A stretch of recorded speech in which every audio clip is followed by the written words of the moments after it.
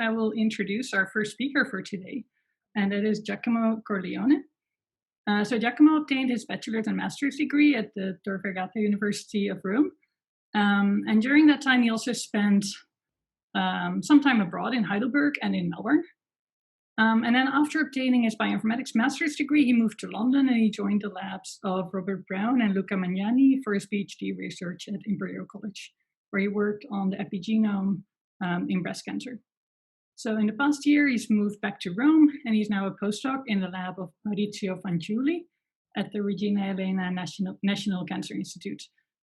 And he'll tell you today about work he's done there on chromatin changes in multiple myeloma. So I'm looking forward to hearing it. Giacomo, go ahead. Thank you for your kind introduction. And thank you for the Fragile Nucleosome community, which is very active, and during these tough times, actually, it's great that there are people happy to exchange, to perform scientific exchange. Today, I will talk about some unpublished data that we recently produced here in Rome, focusing on multiple myeloma and the role of the protein AATF, which we have evidence that lead to chromatin shift, which actively sustain the disease progression.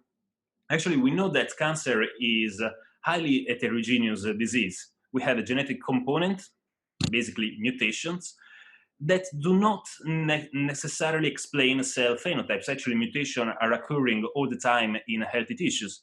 And actually, in cancer, we have here two clear examples of case of breast cancer. Luminal breast cancer and triple negative breast cancer are definitely two different diseases happening at in the same tissues, but they are molecularly distinct.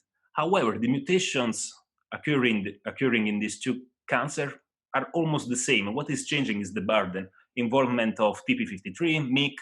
The same is happening also in multiple myeloma. Actually, the Amit lab recently demonstrated using single cell that the phenotypical characterization of the disease that is not associated specifically to the mutational landscape. And causing heterogeneity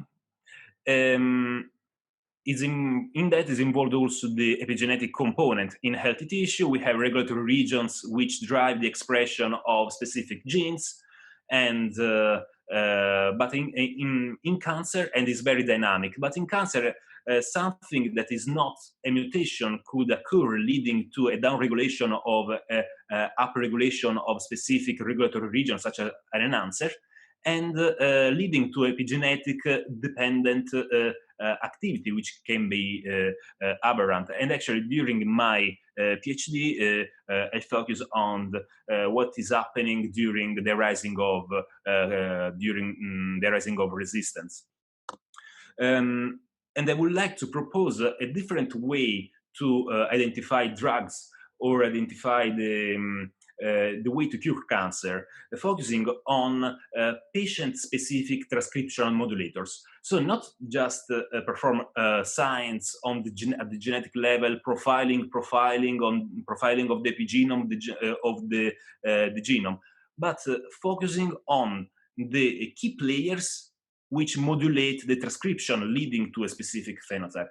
And actually, CHE1 is a well-known transcriptional modulator of cancer progression, and is a companion of POL2, and is overexpressed in several cancers, such as leukemia. We have evidence also of the liver cancer case, and is part of the DNA damage response, and drive the regulation of TP53.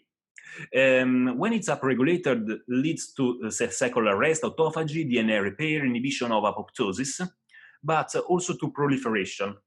And in cancer, generally is upregulated, although is very ubiquitous also in healthy tissues, in healthy cells.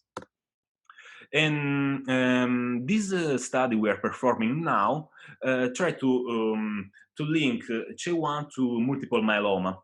Multiple myeloma is a monoclonal proliferation of neoplastic plasma cells, which is commonly divided in an asymptomatic stage of monoclonal gammopathy, and which then arise to smoldering multiple myeloma, and then going out to the bone marrow and becoming very aggressive with a very poor survival.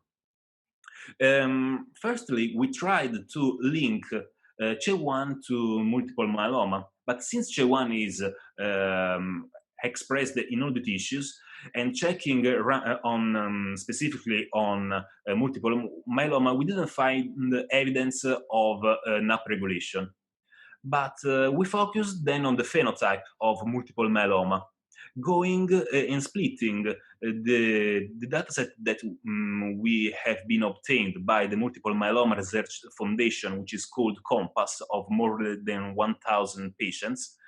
We split the dataset using the international staging system, and we have seen evidences of AATF-CHE1 overexpression at the latest stage of the disease. We checked the protein levels using immunohistochemistry in our patients here, and we didn't have the statistical powers to say something real, but it's clear that the amount of protein is rising at the stage 3. And actually, CHE1 patients having high expression of CHE1 have a poorer survival outcome. So we were intrigued by these results, and knowing the role of CHE1, we hypothesized that an involvement of the epigenome. So we performed a mass spectrometry of the histone marks, and we've seen that inhibiting CHE1, we see a clear downregulation of the K27 acetylation marker on the histones. And going to the patients here, Western blot data, we see a clear correlation. And healthy plasma cells show lower levels of CHE1 and K27 compared to cancer cell. So there is a clear link. So then we performed a profiling of the nucleosome accessibility and of the genome of multiple myeloma cell lines using the control and performed chip K27 chip of these cell lines with without CHE1, and we can see a compactation of the chromatin that is very clear here in the ATAC sequencing, and we observed that chromatin accessibility is sustained by CHE1 activity. So you need CHE1, at least these cells need CHE1 to survive. And what was interesting is focusing on the genomic landscape of those genes, which strongly are linked to the multiple myeloma progression, IR4, MYC, and we can see a downregulation of the signal. Then, from this data, we moved to in vivo with our model, which is the VUK-CHE1 model. Basically, is a plasmid leading to the overexpression of MYC1 when a hypermutation event is occurring in this intron. When the hypermutation event is occurring, then the plasmid start to pump CHE1 in the system. And actually what we see here in the mice is a much poorer survival in the mice expressing CHE1. And also the phenotypical characterization of the disease, it's clear here that just checking at the spleen, massive amount, the size is massive compared to the wild type. And actually the same size of this spleen, which is full of plasma cells, aberrant plasma cells, is occurring in 30% of the cases in our mice model. And we performed transcriptomic profiling of the spleen because we noticed that the spleen was full of plasma cells. And although it's not a perfect model, it's clear that we can see in the mice overexpressing CHE1 a transcriptome polarization towards multiple myeloma related pathways. Here in red from GSEA, interrogating GSEA, we can see we can point specifically to hematological cancer and plasma cell leukemia. And when we profiled the nucleosomes, the nucleosome positioning of the bone marrow, in this case is bone marrow of our mice, we have seen that mice having CHE1 overexpressed show chromatin shifts significantly associated with multiple myeloma, also on the transcription factor binding level. We can see here that there is a strongly involvement of the ERF4 family at the sites which are overexpressed during the disease progression in VUK-CHE1 overexpressed mice. And also the target here are strongly linked to multiple myeloma. So we can conclude at the end that there is an involvement or an epigenetic shift of the nucleosome accessibility due to the CHE1 protein and this polarization of the signal linked to the myeloma. So I conclude with a little summarization of what I've just said, that CHE1 expression is strongly associated with the cancer staging and poor outcome, this in patients. And in vitro and in vivo data suggest similar conclusion, and depleting CHE1 corresponds to a lower histone acetylation and chromatin remodeling, while the overexpression is linked to the marked shift in the transcriptome and epigenome, also linked to multiple myeloma. So we have here a justification of that CHE1 can be involved. There are evidences that can be involved in the multiple myeloma more aggressive phenotype. I just mentioned the people who work on this, on the study, which are Maurizio, all the lab here, big lab, but Maurizio, my PI, and Tiziana, all the people at the NGS facility, Francesca Frauke, and who is paying my salary right now is the Italian Association for Cancer Research, funded together with the European Union under iCare 2 Foundation, and my institution, Reginella. So I conclude here. If you have any question, very happy, any input, feedback, thank you. Thank you, Giacomo, that was great. I should open the Q&A window. Yeah, so people, if you have questions, type them in the Q&A box or raise your hands. I'll make sure to check that. And in the meantime, I was wondering, so you see all these changes in accessibility, and you see, for example, these ERF4 family members that are binding, like, if I understood it correctly, you find their binding sites at the places where you see chromatin opening, right?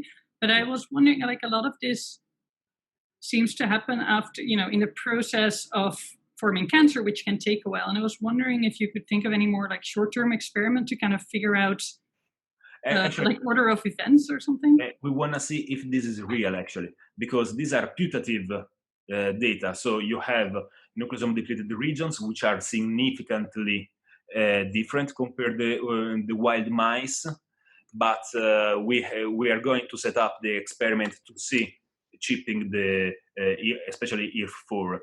Because actually can be truly interesting why this is happening. But firstly, we have to see that is real. So it's specifically, there are specifically sites which are silent and then bound by ERF. Yeah. I think Ben had a question, so you can go ahead and unmute yourself. Yes, I think I'm here.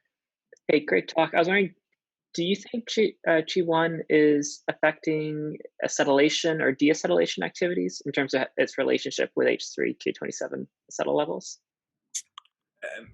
I think the acetylation and deacetylation is a secondary event. we have data that CHE1 is always associated with the POL2. And what is interesting for us is that since we cannot inhibit CHE1, otherwise cells die, we can use HDAC to at least inhibit the activity of overexpressed CHE. So there is a link that we are trying to find, but for sure it doesn't interact with the CHE or with the acetylases. Okay, thanks.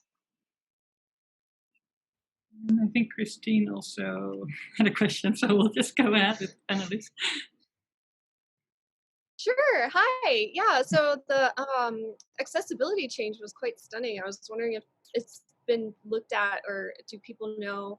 This is outside of my own. I'm a yeast organism, model organism person, so I'm just curious.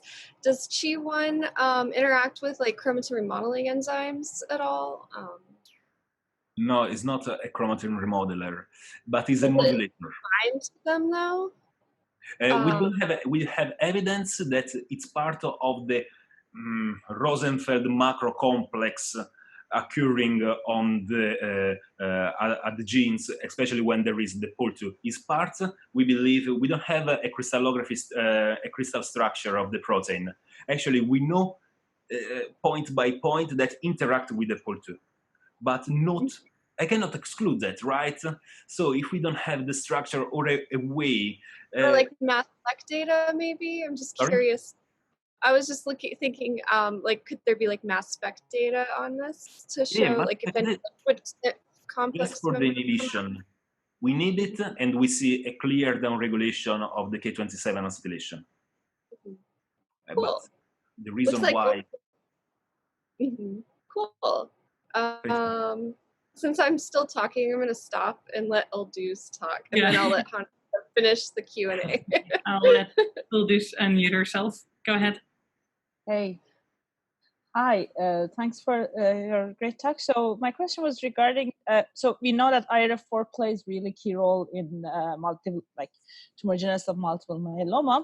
And as your data suggests, it seems that, especially in your GSCA enrichment analysis, you are seeing this, having this IRF4 targets as one of your main enriched parts. I mean, do you think that, have it been shown that is there any interaction between CHE1 and IRF4? Like, since most of them are... That would be truly interesting. We had cheap data for CHE1. We have that, but it's very hard. We don't have the data for IRF1. Actually, it's not published neither in ENCODE. There is just one cell line. And, since it's all these shifts is occurring in regions very far to the promoters, and their activation is very tissue specific or condition specific, I find it hard to give an answer to that. So we absolutely need the IRF4 ChIP-seq produced in the same mouse and in the same cell lines, definitely. Oh, okay. Thanks, Ildus. Okay, I'll finish up with one final question from the audience, from Adrian Arieta. Excellent talk, he says. I was wondering, is CHE1 known to have any pioneering transcription factor properties? I wish to know this. Actually, I believe a little bit, because I like finding pioneering factors. It can happen, but we don't know if it interacts with the histone marks. So it would be great that you have lots of CHE1. It is attached to the nucleosome, then open specifically to those sites. Would be great. But right now, to be determined. Yeah. Okay, well, thank you so much, Giacomo.